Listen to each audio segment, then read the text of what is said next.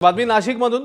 नाशिक जिल्ह्यातल्या कांदा निर्यातदार व्यापाऱ्यांना शिपिंग कंपनीच्या बेजबाबदार कारभाराचा मोठा फटका बसला आणि कोट्यवधी रुपयांचं नुकसान झालं असा आरोप व्यापाऱ्यांकडून करण्यात आलाय। श्रीलंकेतल्या कोलंबो येथे कांदा निर्यातीसाठी 1 जूनला 105 कंटेनरचं बुकिंग करण्यात आलं होतं, मात्र नियोजित वेळेत जहाज उपलब्ध झालं नाही, त्यामुळे मोठा गोंधळ निर्माण झाला। यामध्ये 40 एसी कंटेनरमधील कांदा जहाजावर चढवण्यात आला, तर उर्वरित 65 बिगर एसी कंटेनरमधील कांदा हा नाकारण्यात आल्यानं व्यापाऱ्यांचं मोठं आर्थिक नुकसान झालं। या प्रकरणी संबंधित शिपिंग कंपनीने नुकसान भरपाई द्यावी अशी मागणी कांदा निर्यातदार व्यापाऱ्यांनी केली आहे।